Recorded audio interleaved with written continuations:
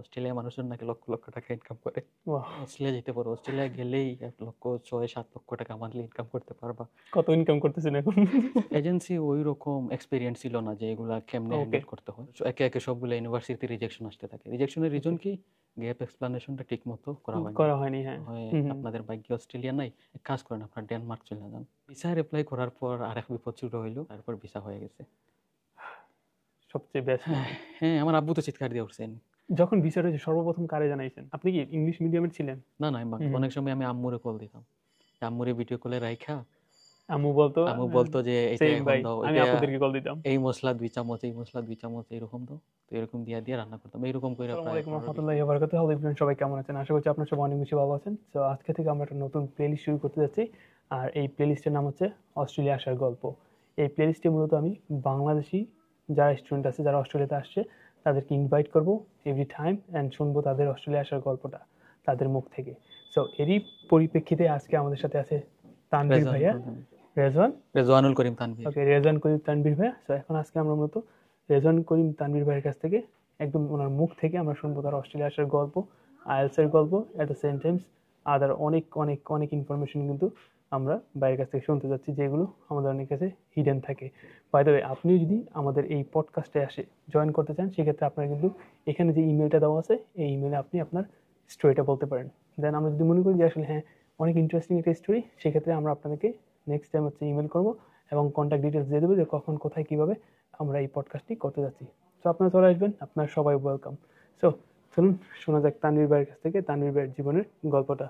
So Tanvir ভাই, আপনি অস্ট্রেলিয়াতে আসছেন কতদিন হলো? আমি প্রায় অলমোস্ট 4 মাস হয়ে গেছে।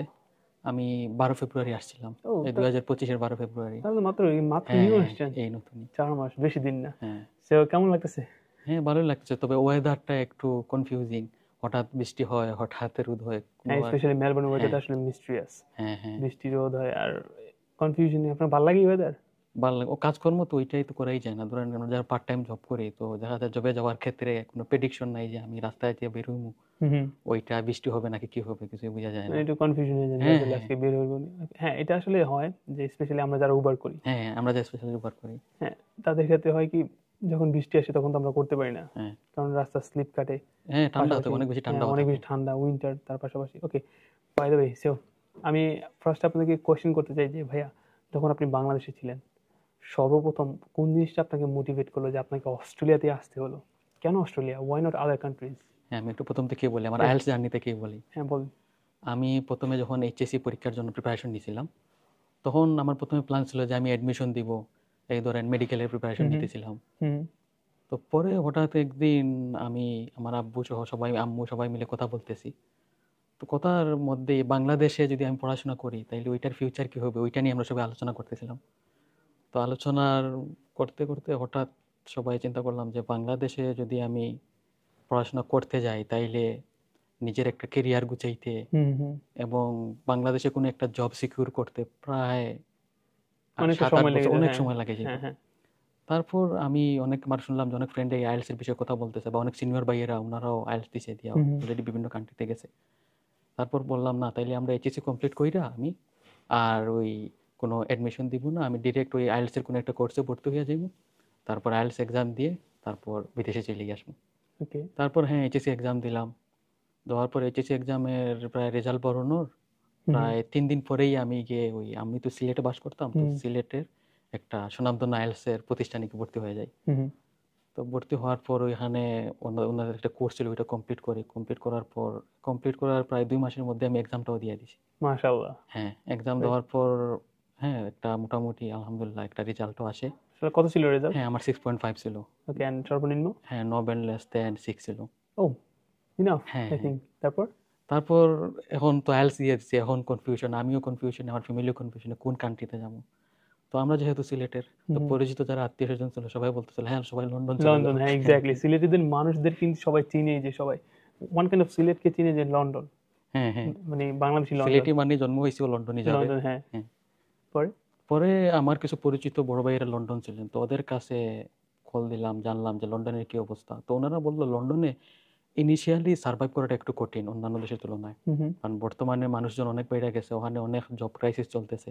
হুম তাই প্রথম দিকে যে পার্ট টাইম জব কইরা যে নিজে সার্ভাইভ করা অনেক কঠিন হয়ে যায়। হুম হুম তারপর এগুলো শুনে আমার আব্বু বললেন, আমার পরিচিত আব্বুর পরিচিত এক ওনার ফ্রেন্ডের এক ছেলে ডেনমার্ক গেছে। তো আব্বু বললেন, হ্যাঁ ডেনমার্ক গেলে কেমন হয়। তো হ্যাঁ, আমরা ডেনমার্কের মোটামুটি চিন্তা ভাবনা করতেছিলাম, একটা এজেন্সিতেও গেছিলাম যে ডেনমার্কের বিষয়ে কথা বলার জন্য। তারপর আমার মামা ছিলেন, আমার আপন ছোট মামা, তো উনি বললেন হ্যাঁ অস্ট্রেলিয়ার চিন্তা ভাবনা করতে পারো, অস্ট্রেলিয়ার মানুষজন নাকি লক্ষ লক্ষ টাকা ইনকাম করে। হ্যাঁ আসলে লক্ষ লক্ষ টাকা ইনকাম করে। বাট ইনিশিয়ালি আপনার কোনো প্ল্যান ছিল না যে না আপনি না না, অস্ট্রেলিয়াতে ওই আসবেন? সবকিছু র্যান্ডমলি চুজ করা হইতেছে। ওকে। তারপর আমরা বললাম হ্যাঁ ডেনমার্কের বিষয়ে যেহেতু একটা এজেন্সিতে কথা বলতে যাই, অস্ট্রেলিয়ার বিষয়ে কথা বলি। তাই আমাদের সিলেটের একটা এজেন্সি, হ্যাঁ আমার একজন আমাদেরকে রেফার করে দিয়েছিল যে ওইখানে যাই। তো ওই এজেন্সি থেকে কথা বললাম যে অস্ট্রেলিয়ায় গেলে কি হয়। তো ওই এজেন্সি বললো হ্যাঁ অস্ট্রেলিয়া যেতে পারো, অস্ট্রেলিয়া গেলেই 1,6-7 লক্ষ টাকা মান্থলি ইনকাম করতে পারবা। কত ইনকাম করতেছেন এখন? ভাই বলা দরকার নেই। হ্যাঁ, তারপর এগুলো আব্বু শুনো, তাইলে আব্বু বললো হ্যাঁ অস্ট্রেলিয়া যাওয়া যেতে পারে। আর ডেনমার্কের তুলনায় অস্ট্রেলিয়া যেমন কেমন পোস্ট লাগে। হ্যাঁ আসলে। হ্যাঁ সিরিয়াসলি। তো তারপর তাহলে ঠিক আছে অস্ট্রেলিয়ার প্রসেসিংটা শুরু করা যাক। তো আমি প্রথমে ওই এজেন্সির মাধ্যমে 3টে ইউনিভার্সিটিতে অ্যাপ্লাই করছিলাম। তো আমরা তো জানি না যে বিদেশে যেতে হইলে যে গ্যাপ এক্সপ্লানেশন করা লাগে। হ্যাঁ। কয় বছর গ্যাপ ছিল আপনার? আমার প্রায় 8 থেকে 9 মাসের গ্যাপ ছিল। ওইটা ও, ওইরকম আমার কোনো গপ 2 ছিল না। বছরের, আপনার হ্যাঁ, মাত্র 8 থেকে 9 মাস ভাই। তারপর তো এটা তারপর তো কিছুই না, আমার মনে হয় না হ্যাঁ, এটা গ্যাপ মনে হয় না তো আমার। এজেন্সি ওই রকম এক্সপেরিয়েন্স ছিল না যে এগুলা কেমনে ওকে। হ্যান্ডেল করতে হয়। তাইলে ওই এজেন্সি আমাদেরকে হ্যাঁ বলে সবকিছু হইব বইলে হ্যাঁ, ওদেরকে তাদের সাইন জাস্ট। আপ করায়। হ্যাঁ। সাইন আপ করার পর প্রায় 2-1 মাসের মতো চলে যায়। তারপর একে একে সবগুলো ইউনিভার্সিটি রিজেকশন আসতে থাকে। রিজেকশনের রিজন কি? গ্যাপ এক্সপ্লানেশনটা ঠিক মতো করা হয়নি। করা হয়নি, হ্যাঁ। তারপর আমরা ওই এজেন্সিকে ধরলাম। তুমি বললো অস্ট্রেলিয়া তোমার কাছে আসলেই তুমি পাঠিয়ে দিবে, তো কোনো কাহিনী নাই, প্যারা নাই। তারপর এজেন্সি বললো হ্যাঁ এটা তো আমরা তো অনেক স্টুডেন্ট পাঠাই, এটা তো এরকম হয় না, মনে হয় আপনাদের ভাগ্যে অস্ট্রেলিয়া নাই, এক কাজ করেন আপনার ডেনমার্ক চলে যান। এটা শুনে তোমার আব্বুর পুরা মাথা নষ্ট। মাথায় নষ্ট হওয়ারই কথা। হ্যাঁ হ্যাঁ, কি বললো যে অস্ট্রেলিয়ার কত কথা বইলে এখন বলে ডেনমার্ক। ডেনমার্ক চলে যায়। তারপর আমরা আপনার একটা ভিডিও দেখছিলাম, আমার আব্বু আপনার ভিডিও কিন্তু অনেক বেশি পছন্দ করতেন। আলহামদুলিল্লাহ, আমার মুরব্বীরা স্পেশালি হ্যাঁ গার্ডিয়ানরা আমার আমার অনেক নক এখন করে। এই যে পডকাস্ট করতেছেন এটা কিন্তু আমার আব্বু দেখবে। আলহামদুলিল্লাহ। আঙ্কেল আসসালামু আলাইকুম, ভালো আছেন নি? গ্রেট। তারপর ওই আব্বু আপনার ভিডিওতে আপনি কয়েকটা এজেন্সির নাম বলছিলেন, ঢাকার অনেক সুনামধন্য এজেন্সি। আমি 5টা মনে হয় ওই সময় 5টা হ্যাঁ ফেমাস হ্যাঁ এজেন্সি নাম বলছিলাম, ইনক্লুডিং আমারটাও। হ্যাঁ হ্যাঁ। তারপর তারপর আব্বু ওদের থেকে একটা এজেন্সি চুজ চুজ করলেন। করছে, হ্যাঁ। ধানমন্ডিতে একটা এজেন্সি আছে। তো ওইটা ওরা অনেক আর কি এক্সপেরিয়েন্সড, বা ওদের যদি আমরা রিভিউতে যাই তো অনেক রিভিউ দেওয়া হ্যাঁ, ছিল। হ্যাঁ। তো সব মিলে আব্বু মনে করছেন ওইটাই পারফেক্ট হবে। তারপর আব্বু আর আমি মিলে একদিন ঢাকায় রওনা দিই, ধানমন্ডিতে সিলেট চলে যাই। থেকে? সিলেট থেকে ঢাকায় বাসে। তারপর সিলেটে ভালো এজেন্সি নেই? সিলেটে ছিল, তবে ওই এজেন্সি ওইরকম করার পর সিলেটের সবগুলোর উপর থেকে ট্রাস্ট উঠে ট্রাস্ট গেছে। উঠে গেছে, একটা হ্যাঁ, এজেন্সি এরকম করার পর সবগুলোতে ট্রাস্ট উঠে গেছে। আব্বু বললেন আর দেখার কোনো সময় নাই, আমরা ঢাকায় চলে যাই। পরে ঢাকায় যাওয়ার পর ওই এজেন্সিতে গেলাম, একজন কাউন্সিলর পেলাম। ওই কাউন্সিলর কিন্তু অনেক ভালো ছিলেন, উনি অনেক ভালো মতো গাইড সবকিছু বইলা একদম ক্লিয়ার করে দিয়েছেন। তারপর হ্যাঁ প্রসেসিং শুরু হইলো। আমি বর্তমানে আছি মেলবোর্ন ইনস্টিটিউট অফ টেকনোলজিতে। ওকে। তো আপনি এটাতেই আসছিলেন ডিরেক্ট? হ্যাঁ হ্যাঁ। ওকে। তো ওইটা সহ আরো দুইটা ইউনিভার্সিটিতে অ্যাপ্লাই করছিলাম। তারপর লাকিলি সবগুলাই প্রায়, হ্যাঁ এই যে একটা জিটিএ ক্লিয়ারেন্স সহ সবগুলাই কমপ্লিট হয়ে যায়। মাশাআল্লাহ, হ্যাঁ। গ্রেট। খুব ইজি ছিল হ্যাঁ পথটা। হ্যাঁ। তারপর Melbourne institute of technology MIT, ওদের টিউশন ফিটা রিজনেবল ছিল। কত অন্যান্য টিউশন ফি ছিল? হ্যাঁ ওদের সেমিস্টার প্রতি প্রায় $10,500 মতো। এটা কি 6 মাসের সেমিস্টার ছিল? হ্যাঁ হ্যাঁ, 6 মাস না, আমাদেরকে দিতে হয়েছিল প্রথম ট্রাই সেমিস্টারের। Semester most probably. হ্যাঁ হ্যাঁ, প্রথম ট্রাই সেমিস্টার। সেমিস্টারের ফুলটা দিতে হয়েছিল অ্যান্ড সেকেন্ড সেমিস্টারে হাফ। ওকে। তো সেমিস্টার প্রতি অন্যান্য ইউনিভার্সিটির তুলনায় ওদের ফিসটা রিজনেবল ছিল। রিজনেবল ছিল, হ্যাঁ, হ্যাঁ, এক্স্যাক্টলি। এজন্য পরে তাহলে এমআইটি নিয়েই আমরা আগাই। ওকে। তারপর হ্যাঁ ওইটা জিটি ক্লিয়ারেন্স হয়, সব কিছু কাগজপত্র ক্লিয়ার হওয়ার পর আমরা ফাইনালি ভিসার অ্যাপ্লাই করি। তাইলে ভিসার অ্যাপ্লাই করার পর আরেক বিপদ শুরু হইলো যে অনেকের ভিসা কিন্তু এআই হয়ে যায়, এআই এর মাধ্যমে। হ্যাঁ, হ্যাঁ, বলে যে এই অ্যাপ্লাই করার 2 ঘন্টার মধ্যেই ভিসা হয়ে গেছে। আমার স্পেশালি আমি এআই মনে করতাম আগে যে অস্ট্রেলিয়ান ইমিগ্রেশন, হ্যাঁ হ্যাঁ বাট পরে জানলাম না, এটা হচ্ছে সকল ডকুমেন্ট যদি ফুলফিল থাকে না হ্যাঁ, সেক্ষেত্রে 15 ওরা মিনিটের হচ্ছে, মধ্যে হ্যাঁ, অনেক সময় দিয়ে ওরা দেয়। দিয়ে দেয়, হ্যাঁ। তারপর আমরাও প্রথমে এইরকম একটা এক্সপেকটেশন ছিল যে হ্যাঁ বেশি গেলে হয়তো 1 সপ্তাহ যাবে। হ্যাঁ। আমার ফ্যামিলিও এক্সাইটেড ছিল যে ছেলের জন্য অস্ট্রেলিয়া অ্যাপ্লাই করছি, দেখা যাক ভিসাটা চলে আসবে। তারপরে এরকম করতে করতে প্রায় 29 দিন লেগে যায়। অনেক দিন, হ্যাঁ লম্বা হ্যাঁ, সময়। আমার আব্বু আম্মু চিন্তা করতেছিলেন হয়তো অস্ট্রেলিয়া আর হবে না, হ্যাঁ। এখন অন্য কোনো কান্ট্রির প্ল্যান করতে হবে, কি করা যায়, সবাই মোটামুটি টেনশনে ছিল। এর উপরে এজেন্সির যে কাউন্সিলর ছিলেন উনি বলে দিয়েছিলেন যে যে কোনো সময় এমবেসি থেকে কল দিতে পারে। এই ওকে, ধরেন সকাল 8টা থেকে বিকাল 5টা বিকেল পর্যন্ত যে 5টা কোনো পর্যন্ত। সময় কল আসতে পারে। এটা নিয়ে আরেক টেনশন। এই সবসময় সতর্ক অবস্থায় থাকা লাগে যে কোন সময় কল কোন দিয়ে সময়, দিবে। হ্যাঁ আমারও সেম অবস্থা ছিল ভাই। এগুলা নিয়ে আমি ফেসবুকে অনেক ঘাটাঘাটি করতাম যে ওই কি নাম্বার দিলে কি কোন নাম্বার থেকে কল আসে, হ্যাঁ, কল দিলে কি জিজ্ঞেস করবে। ওর ইন্ডিয়া থেকে আসতো হ্যাঁ তখন। হ্যাঁ, ইন্ডিয়া থেকে। তো ইন্ডিয়া থেকে কল আসার জন্য বসেছিলাম।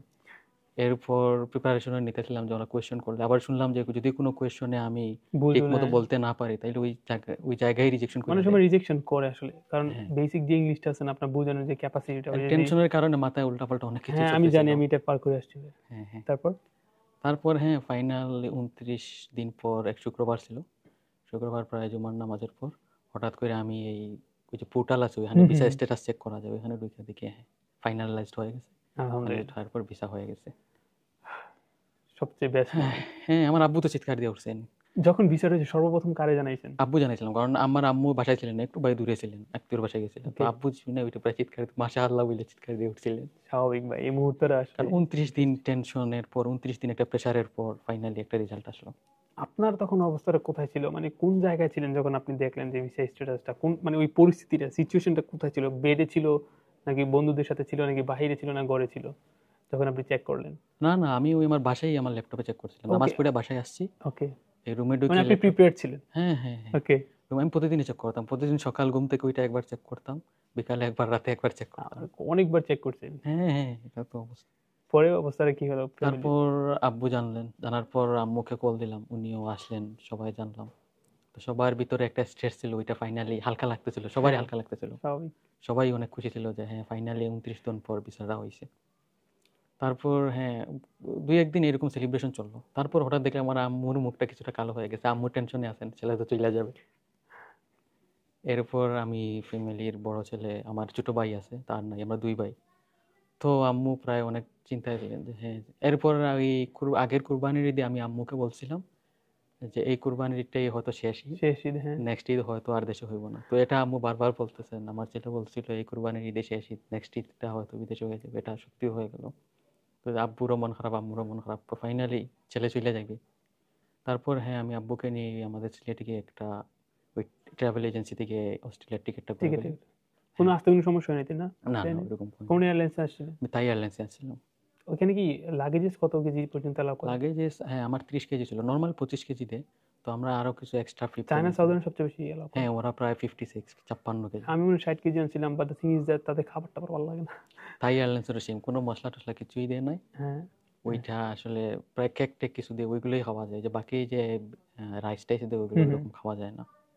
ওকে, যখন অস্ট্রেলিয়াতে চলে আসলেন, হ্যাঁ তো তারপরে স্টেপগুলো কি ছিল, মানে কে রিসিভ করলো আপনাকে অস্ট্রেলিয়ার হ্যাঁ আমার এয়ারপোর্ট থেকে? হ্যাঁ আমার এলাকারই একজন পরিচিত ছিল, উনি 22 ব্যাচের ছিলেন। তো আমি আসছিলাম ফেব্রুয়ারিতে, উনি আগের নভেম্বরে আসছিলেন। হুম হুম। তো ওনার সাথে আগে থেকে যোগাযোগ ছিল, উনি একটা উবার নিয়ে আমাকে রিসিভ করলেন। ওকে, রিসিভ মানে করার আপনার পর লাইফটা দেখা যায় একদম ভিসা থেকে শুরু করে হ্যাঁ হ্যাঁ, স্মুথই ছিল, জাস্ট হয়তো একটু টেনশন ছিল যে কখন ভিসাটা একটা পাবেন, প্রেশার দ্যাটস ছিল, ইট। হ্যাঁ এটাই। ওকে, আপনি যখন আইএলটিএস এর প্রিপারেশন নিতেন, আপনি কি ইংলিশ মিডিয়ামের ছিলেন? না না, আমি বাংলা মিডিয়াম। বাংলা মিডিয়াম। যখন আইএলটিএস এর প্রিপারেশন নিতেন, তখনকার জার্নিটা কেমন ছিল? মানে কোথায় বেশি স্ট্রাগল ফেস করতেন? আমি মনে করি না যে অত বেশি স্ট্রাগল ফেস করতেন, যেহেতু 2 মাসের একটা জার্নি ছিল আইএলটিএস এর। তারপরেও মানে আপনার ফ্রেন্ড সার্কেলটা কি বলতো, আপনার ফ্যামিলি মেম্বারস কি বলতো, আশেপাশে মানুষরা স্ট্রেঞ্জ টাইপের কোনো কথাবার্তা বলতো কিনা, ওই ধরনের কোনো সিচুয়েশন আপনি গিয়েছিলেন কিনা? আসলে হইতেছে আমি ওই যখন কোর্সে ভর্তি হই, হুম হুম তো আমার বাড়ি হইতেছে, আমি থাকতাম একটা গ্রাম এলাকায় কানাইঘাটে। হুম হুম। আর ওই আইএলটিএস প্রিপারেশনের জন্য আমি শহরে চলে যাই, যে একটা কোচিং সেন্টার ভর্তি হওয়ার জন্য। তো এটা 3 মাসের প্রায় কোর্স ছিল। হুম হুম। তো এখানে একটা মেসে থাকতাম। হ্যাঁ আমার আম্মু বলতো যে অনেক সময় অনেকেই বলতো যে হয়তো পারবে না বা পারবে না, এরকম হ্যাঁ। অনেক কথাই মানুষজন বলতো। তো ফাইনালি স্কোরও আসলো, স্কোর আসার পর ফাইনাল ভিসা হইলো। হ্যাঁ অনেকটা স্মুথই ছিল বলা আহ, যায়।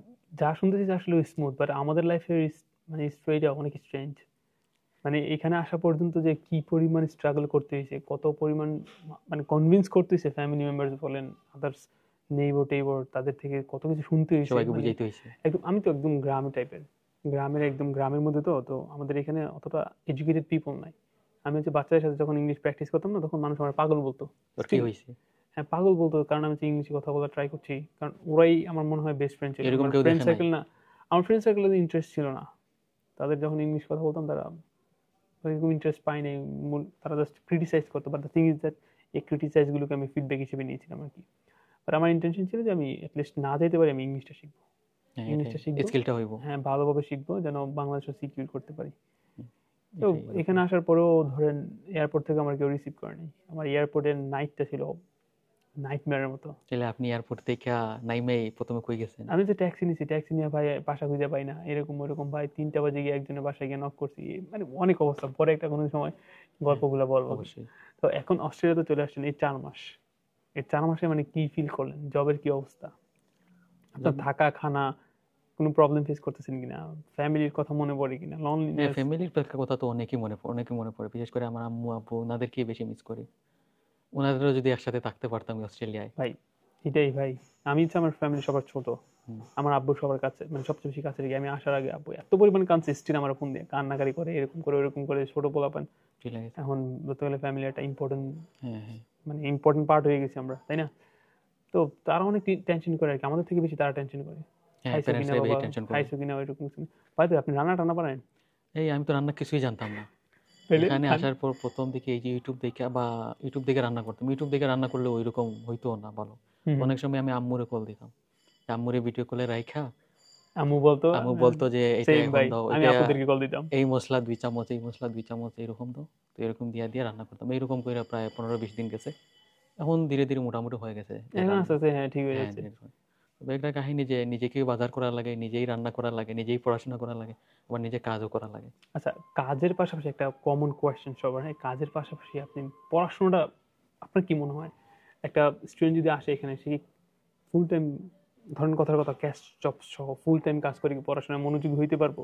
এটা তো অবশ্যই সম্ভব না। বা নর্মালি পার্ট টাইম জব করি বা পার্ট কাজ টাইম জব করতেই করে তো পড়াশোনা 12টা বেজে হইতেছে যায়, না। হ্যাঁ, হ্যাঁ, অবশ্যই। 12টা বেজে যায়। কারণ এটা মেন্টালিটি একটা ব্যাপার স্যাপার আছে, একটা প্রেশারের আছে ব্যাপার স্যাপার। আপনি যদি ওইরকম কাজকর্ম করেন তাহলে আপনি টাইমই পাইবেন না। সিম্পল। আবার অনেকে বলে যে আসলে এখানে কাজ টাজ করে টিউশন ফি জোগানো যায়, স্পেশালি হচ্ছে পার্ট টাইম জব। আপনার পার্ট কি টাইম মনে জব করে হয় তো অসম্ভবই। কেমনি অসম্ভব মনে করলেন? আপনি তো ধরুন এখনো শুরু শেষই হয়নি আপনার সেমিস্টার।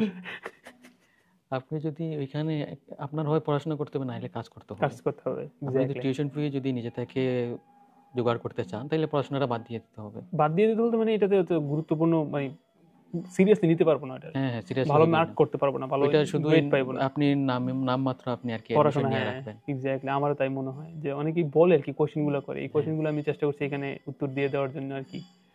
ওকে, এই অস্ট্রেলিয়াতে আসার পর এখানকার মানুষ, এখানকার কালচার, স্পেশালি ওয়েদার, আপনি যেটা বললেন অনেক বাজে ওয়েদার, এখানকার মানুষগুলো কেমন, ইউনিভার্সিটি পড়ালেখা কেমন, আপনার আসলে পড়ালেখা ভালো হতেছে কিনা, বাংলাদেশের তুলনায় এখানকার পড়ালেখার স্ট্যান্ডার্ডটা কিরকম, আপনার ফ্রেন্ড সার্কেল হয়েছে কিনা, হইলো কোন দেশের, তো এই নিয়ে আমাদেরকে একটু বিস্তারিত ধারণা দেন।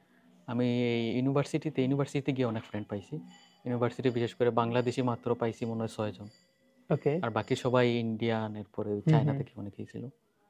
আর পড়াশোনার ব্যাপারটা বলতে ওইরকম টু বি অনেস্ট আমার ভালো লাগে না, টু বি অনেস্ট, স্পেশালি ইনস্টিটিউশনে পড়া এর থেকে হাজার গুণ ভালো হচ্ছে আমাদের বাংলাদেশ। হ্যাঁ, ওইখানে অনেক নিয়ম কানুন মেনটেনও করতে হয়, ক্লাসও করতে হয়। বিশেষ করে আমার এমআইটিতে সাপ্তাহিক 2-3 ক্লাস থাকে। এমআইটি তো বেস্ট ভাই, ইনস্টিটিউশনের মধ্যে মেলবোর্নের মধ্যে এমআইটি বেস্ট, ওটার সাথে আমি তুলনা দিচ্ছি না, বাট আদার্স যে ইনস্টিটিউশন গুলো আছে, মানে ক্যান্ট আছে, হোমস আছে, ভিআইটি আছে, ওগুলো থেকে তুলনা করলে ভাই স্লাইড দিয়ে জাস্ট কি পড়াই গেলো না পড়াই গেলো, জাস্ট কোনো রকম বাঞ্চ অফ ইনফরমেশন দেখাই দিল, জাস্ট এর থেকে ভালো হচ্ছে বাংলাদেশে অ্যাটলিস্ট বুঝায় বুঝায় পড়ায়, কথার কথা কি পড়াশোনার হ্যাঁ, দিক হ্যাঁ, থেকে। টিচাররা হ্যাঁ, বুঝাই পড়ে। হ্যাঁ, এরকম। কিন্তু ইউনিভার্সিটি হলে আমার মনে হয় যে ভালো ইউনিভার্সিটি হওয়া উচিত, যেমন মেলবোর্ন ইউনিভার্সিটি, সুইনবার্ন, আরএমআইটি, এরকম ভালো ওগুলোর ভালো তো ভাই অনেক টিউশন ফি।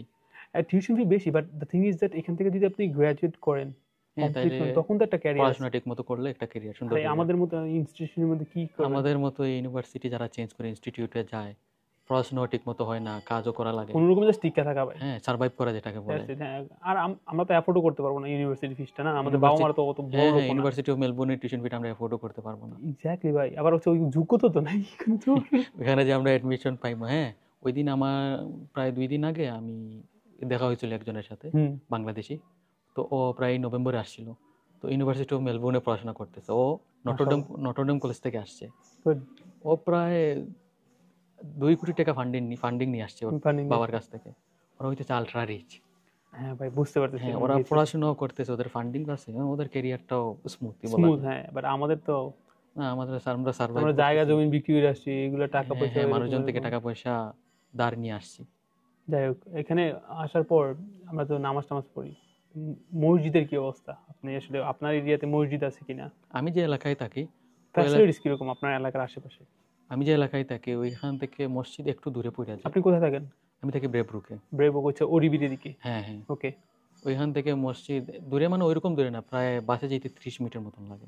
তাহলে তো দূরেই ভাই। তাইলে তোমার নামাজ ঠিকই হ্যাঁ, মসজিদে পড়া হয়, আপনি হ্যাঁ, নর্মাল ওয়াক্তের নামাজগুলো এখানে আর পড়া হয় না। পড়া হয় না, তখন বাসায় পড়া হয়। হ্যাঁ হ্যাঁ, বাসায় পড়া হয় বুঝতে পেরেছি। আর এরকম। এমনিতে আদার্স ট্রান্সপোর্টেশনে কিরকম সুবিধা তারপর আপনার? হ্যাঁ আমি বাসার ট্রেন, বাস, হুম, এগুলো কি সুবিধা? বেশি দূরে নাকি কাছে? না আমি তারপর বাস তো কাছেই গ্রোসারি পেয়ে শপ। গেছি, বাস একদম কাছেই, ধরেন এই 3 মিনিট হাঁটলেই বাস পাওয়া যায়।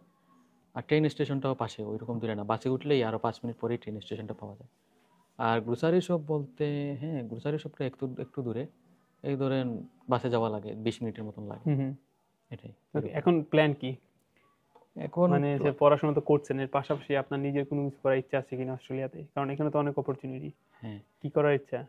এখন আপাতত গ্রাজুয়েশনটা কমপ্লিট করার ট্রাই করতেছি, আর নিজের টিউশন ফিটা ওই যে ইনস্টিটিউটে আছে ওইটার টিউশন ফিটা কভার করার ট্রাই করতেছি। আর প্ল্যান হইতেছে হ্যাঁ দেখি ইউনিভার্সিটির গ্রাজুয়েশন কমপ্লিট হওয়ার পর পেয়ারের জন্য অ্যাপ্লাই করবো। ওটা তো অবশ্যই। হ্যাঁ পেয়ারের জন্য অ্যাপ্লাই করবো। পড়াশোনার মানে পড়াশোনাটা এক সাইডে রেখে পড়াশোনার পাশাপাশি কি প্ল্যান? পাশাপাশি প্ল্যান হইতেছে আমি একটা ইউটিউব চ্যানেল করছি। আই থিঙ্ক আপনার একটা ইউটিউব চ্যানেল আছে। হ্যাঁ কি হ্যাঁ, জানেন নামটা? আমার নাম Rezwanul Karim. Okay, Rezwanul Karim. Please do subscribe. আমি হচ্ছে লিংকটা ডেসক্রিপশন বক্সে দিয়ে দেবো। হ্যাঁ thank you. Rezwanul Karim, right? হ্যাঁ ওকে। হ্যাঁ, তো কি বিষয় নিয়ে কথা বলবেন এই ইউটিউব চ্যানেলে? ইউটিউব চ্যানেলে এইরকম এই আইএলটিএস প্রিপারেশন নিয়ে ওকে। মানুষজন কিভাবে অনেক অস্ট্রেলিয়ান মানুষদের অনেক কোয়েশ্চন থাকে মানুষদের, যেমন অস্ট্রেলিয়াতে ইউনিভার্সিটিগুলোর টিউশন ফি হুম হুম হুম কোনটার কেমন টিউশন হয়তো ফি। মানে ইনফরমেটিভ ভিডিও দিবেন। হ্যাঁ আমি কারণ আপনার ইউটিউব চ্যানেলে গিয়েছিলাম, ওইখানে দেখলাম যে আপনি বেশিরভাগ হচ্ছে আইএলটিএস রিডিং টাইপের হ্যাঁ, সলভ গুলো বেশি এগুলো ওই করাচ্ছিলেন। বাংলাদেশে থেকে দিতেছে। বাংলাদেশ, হ্যাঁ আমি দেখলাম আসলে অনেক আগের ইউটিউব চ্যানেল। গুড। তো ইনশাল্লাহ ভালো কিছু করবেন, আশা করছি এখানে অনেক অপরচুনিটিস আছে এন্ড গ্রো করবেন। আর আপনার লাইফটা আসলে অনেক স্মুথ ছিল, আমাদের হ্যাঁ লাইফটার মতো এত জার্নিটা হার্ড না। একরকম স্মুথই ছিল। অনেকের লাইফ অনেক হার্ড, অনেক হার্ড। মানে এই যে জার্নিটা, এই জার্নিটাতে কত কিছু যে করতে হয়েছে তাদেরকে। আমি হচ্ছে নেক্সট এপিসোডগুলোতে তাদেরকে নিয়ে আসবো, যাদের লাইফের এই জার্নিগুলো তারা ফেস করে আসছে। আপনারা যদি মনে করেন যে আপনার লাইফের জার্নিটা আসলে শেয়ার করা উচিত, যেখান থেকে মানুষ মোটিভেটেড হবে, ইন্সপায়ার হবে, আপনার লাইফের জার্নিটা অনেক অনেক ডিফিকাল্ট ছিল, সেক্ষেত্রে আপনারা কিন্তু আমাদের এই ইমেলে কিন্তু একটা ইমেল করতে পারেন। সো আমি ইমেলটা এখানে দিয়ে দিচ্ছি, আপনারা ইমেলে ইমেল করে ইন্টারেস্ট জানাবেন যে ঠিক আছে ভাই আমিও আপনার এই পডকাস্টে আসতে চাই, অস্ট্রেলিয়া আসার গল্প। সো আজকে আমরা শুনলাম রিজন ভাইয়ের কাছ থেকে, যার আরেকটা নাম হচ্ছে তানভীর ভাইয়ের কাছ হ্যাঁ থেকে। ওকে, আমরা হচ্ছে এখন শেষ করে দেবো। শেষ করার আগে তানভীর ভাইয়ের কাছ থেকে আমি জানতে চাই, ভাইয়া এই 4 মাসে আপনি যাই শিখলেন, যাই বুঝলেন, এখন অডিয়েন্সের জন্য কোন ধরনের অ্যাডভাইস আপনার কাছ থেকে আপনি দিতেন, যদি বলতেন জাস্ট মানে অ্যাডভাইস, যে কারণ অনেকেই প্রিপারেশন নিচ্ছে আইএলটিএস, অনেকে অস্ট্রেলিয়া আসার চিন্তা ভাবনা করছে, তাদের জন্য কি অ্যাডভাইস থাকবে? এটা প্ল্যানের উপর নির্ভর করে। কেউ যদি প্ল্যান করে হ্যাঁ আমি পড়াশোনা কইরা আমার একটা দিকে কেরিয়ার সেট করবো, ধরুন কম্পিউটার সায়েন্স নিয়ে এদিকে পড়াশোনা করবো এবং এই ফিল্ডে আমার কেরিয়ার সেট করবো, হুম হুম। তাইলে যদি আমাদের মতো অবস্থা হয় ফাইন্যান্সিয়ালি, তাইলে অস্ট্রেলিয়া আসা উচিত না। ওকে, মানে কারণ ডিরেক্ট না। ডিরেক্ট না। ওকে। আর যদি কেউ এরকম পজিশনে থাকে না আমি অস্ট্রেলিয়ায় যাইমু, হুম হুম। গিয়ে ধরেন এই নর্মাল একটা সার্ভাইভ করবো, পরে পিআর যদি পাই একটু টাকা পয়সা কামাইমু, আর ওই পড়াশোনার দিক থেকে ওইদিকে কেরিয়ার না হইলেও না হইতে পারে কোনো এরকম রকমের জাস্ট। কোনো রকমের জাস্ট এইরকম মাইন্ডসেট হইলে অস্ট্রেলিয়া আসতে পারেন। অন্যান্য কান্ট্রির তুলনায় আমার মনে হয়েছে অস্ট্রেলিয়া এখন পর্যন্ত ভালোই। আই থিঙ্ক এখন বর্তমানে সবচেয়ে বেশি ডিমান্ডেবল কান্ট্রি হচ্ছে অস্ট্রেলিয়া। হ্যাঁ সিরিয়াসলি। আর এখানে পিস, মানে পিস বলতে কি কেউ আপনার পিছনে নাই, কেউ লাগবো না, কেউ ডিস্টার্ব করবে না মানুষজন পিছনে। এখন পর্যন্ত কম আছে। হ্যাঁ এখন আসলেই কম, মেলবোর্নে কম, কিন্তু হ্যাঁ সিডনিতে আবার বেশি একটু। হ্যাঁ, মেলবোর্নে অনেক কম। হ্যাঁ। মেলবোর্নে বাংলাদেশি বিশেষ করে অনেক কম অন্যান্য রিজনের তুলনায়। Okay, আপনি টাকা সেভ করতে পারেন? আমার টাকা সেভ হয়, আমি টাকা আমার দুইটা অ্যাকাউন্ট আছে, তো দুইটা আমারও সেম দুইটা অ্যাকাউন্ট। হ্যাঁ প্রথম অ্যাকাউন্টে আমি টাকা রাখি, আরেকটা অ্যাকাউন্টে সেভ করার জন্য। তো ওইটাতে আমি ধরেন কিছু টাকা রাখলাম সেভ করার জন্য, তো কয়েকদিন পরে দেখা যায় একটা ইম্পর্টেন্ট পড়ছে, ওই অ্যাকাউন্ট থেকে আবার একটাই নিয়ে আসি। যদি বেশি ইম্পর্টেন্ট হয় it's okay, but the thing is সেভই হইতেছে না, বেশ সবসময় নিয়ে আসতেছি। না, আমিও সেম এই কাজটাই করতাম। এখন ওই অ্যাকাউন্ট একদম খালি, কারণ জিরো। টিউশন ফি দেওয়া লাগবে, এখন টিউশন ফি এখন ম্যানেজ করতে পারিনি, ইনশাল্লাহ করে ফেলবো। কিছু করার নেই ভাই, বাসা এরকমই থেকে টাকা চলতেছে। এনেও অন্তত করতে হবে, টিকে থাকতে হবে। হ্যাঁ এরকম। By the way, so thank you very much everyone. So that's all about Tanvir Bhai's life story. Like Tanvir ভাই যেভাবে অস্ট্রেলিয়া আসছে বাংলাদেশ থেকে, আম, আপনারা এখান থেকে অনেক কিছু জানতে পারেন যে তানভীর ভাই আসলে কিভাবে সুন্দর করে প্ল্যান করেছে তার আইএলটিএস এর যে জার্নিটা। স্পেসিফিক একটা গোল ছিল যে within this amount of time so ওনার একটা স্কোর দরকার, উনি স্কোর পেয়েছে, ভালো এজেন্ট খুঁজেছে, ভালো এজেন্টের দ্বারা কিন্তু গাইডলাইন পেয়ে ভালো এজেন্টের দ্বারা ভিসাও পেয়েছে। দেন ওনার যে স্ট্র্যাটেজিগুলো আছে ওই স্ট্র্যাটেজিগুলো কিন্তু খুব আপনার অর্গানাইজ ছিল। সো আপনারা কিন্তু জানতে পারেন, শিখতে পারেন এখান থেকে অনেক কিছু, বুঝতে পারবেন যে আসলে আপনারা যারা মানে অন্যের উপর ছেড়ে দিচ্ছেন, আমি বলবো কি আপনারা রিসার্চ করেন। পার্সোনালি আপনারা জানার চেষ্টা করেন অস্ট্রেলিয়াটা কেমন, কেমন হবে আপনার জন্য, কেমন হবে আপনার ফ্যামিলির জন্য। At the same time in future আপনি কোনো কিছু করতে পারবেন কিনা, আপনার অ্যাম্বিশিয়াস কি, গোল কি, ওই জিনিসগুলো জানেন। তারপর হচ্ছে আপনি ডিসাইড করেন যে which country will be the best. Okay, দেখা হচ্ছে পরের অন্য কোনো জায়গায়, হয়তো আমার চ্যানেলে দেখা হচ্ছে। অবশ্যই, হ্যাঁ, do subscribe to Reasons Best channel. I will actually put in the description box. Thank you সবাইকে। And if you guys are really interested, just send me an email that ভাই আমি ইন্টারেস্টেড, আমি আমার গল্পটা শোনাতে চাই যে এটা আসলে মানুষকে ইন্সপায়ার করবে, then we'll get in touch inshallah. See you in the next podcast with your life story of coming from Bangladesh to Australia. See ya. Bye bye. Assalamu alaikum.